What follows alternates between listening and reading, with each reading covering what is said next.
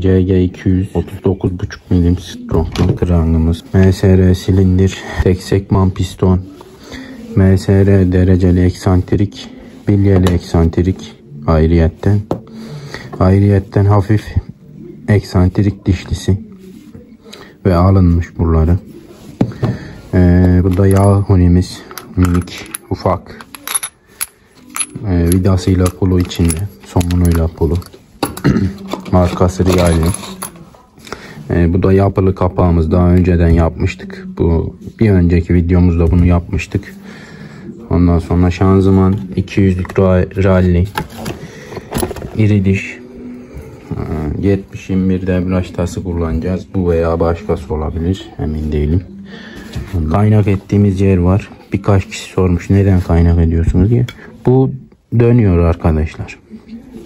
Yani deptiği zaman motor çalışmadı ve çat diye ses geldiği zaman, marşa bastınız, çat diye ses geldi.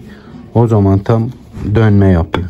Döndüğü için de krank eğriliyor. O yüzden bunu kaynatıyoruz. Bu genelde stonklu motorlarda olur. Orijinal 150'liklerde olmaz. 200'lük kranklarda olmaz. Bu tür motorlarda olur. Onların pernosu daha büyük. Bunlar 26, diğerleri 30-32 oluyor. Onlarda dönme olayı fazla olmaz. O yüzden bunları kaynatıyoruz. Saplama seti var. İticiler, saplaması. Bu 81 boya göre. Her şeyi var. Yan vidası, saplaması, itici milleri. Her şeyi içine koymuşlar. Şimdi toplamaya geçebiliriz. Krangı ve şanzımanı yerine koyduk. Şimdi contamızı takacağız. Kartelde şurada bir yarık açtım. Piston basıncı artacağı için içindeki hava, ondan dolayı yağ püskürtebiliyor buradan. Yağı dışarı atabiliyor. O yüzden açtım burayı. Contayı da koyuyorum şimdi.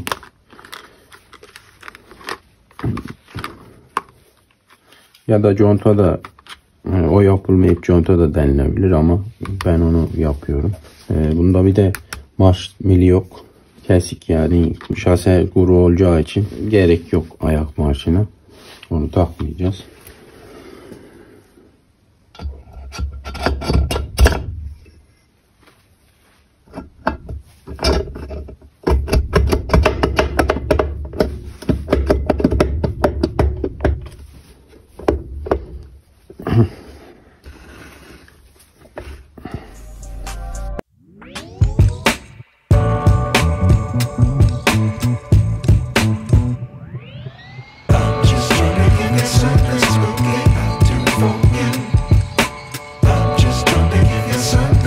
Takıyorum.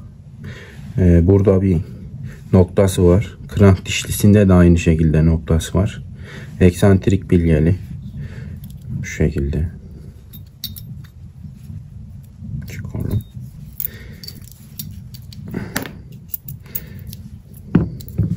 Bu şekilde bilyesi var. Daha rahat dönmesi için. Burçlulara göre çok rahat dönüyor. Şimdi yeni noktasına takıyorum.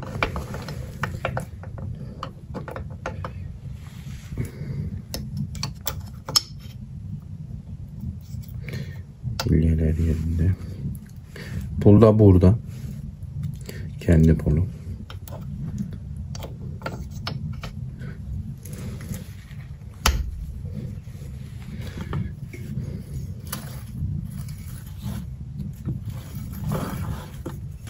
Yayı ve pulu. Aleyküm. Aleyküm. Yayını ve damağını takıyorum.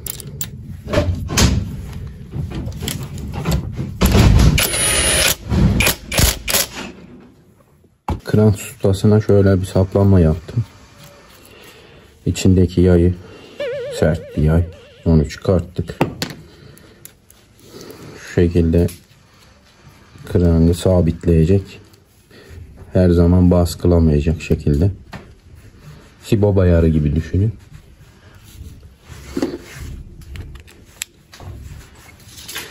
İnip bu şekilde girip çıkacak.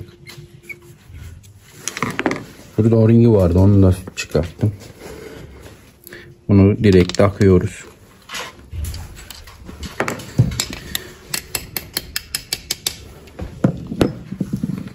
Onu 8 anahtarla sıkıyoruz.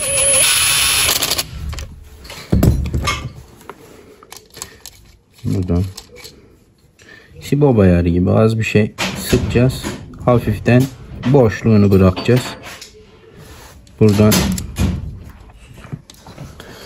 somunu kontura yaptığımız zaman krangın boşluğunu ayarlamış oluyor. Yine de tabi sıkılığı var. Bu da krank dişlisi ve eksantrik dişlisinin yeni olmasından kaynaklı. O da normal. Motor çalıştığı zaman, yani bir rodaj süresini geçtiği sürede düzelecek. Alışacak birbirine. Daha da rahatlar zamanla. Şu anda bile çok rahat. Şimdi silindiri takalım. Pistonu boş bir şekilde taktım. Sekmanları yerine takmadım. Üst ölü noktada piston tam üstte. Tam milimetrik.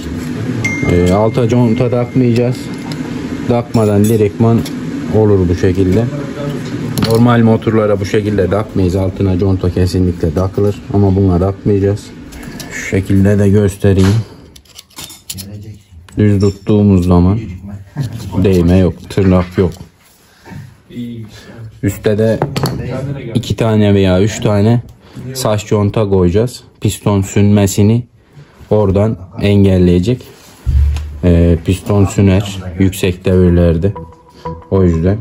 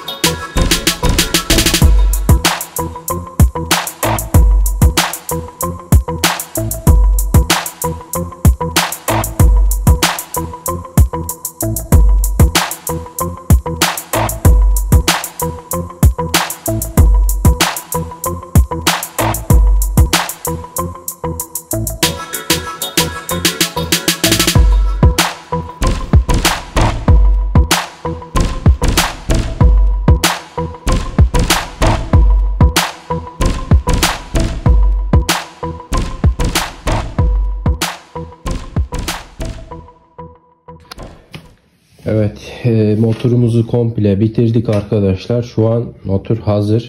Şasisini de topladıktan sonra kesik şasi olacak. Onu da hazırladıktan sonra alt motorumuzu bindireceğiz. Şu an motorumuzda herhangi bir sorun yok. Takacağız, çalıştıracağız, deneyeceğiz. İzlediğiniz için teşekkürler. Bir dahaki videoda görüşürüz. Videoyu beğenip yorum yapmayı unutmayın. Şimdiden teşekkürler, iyi günler.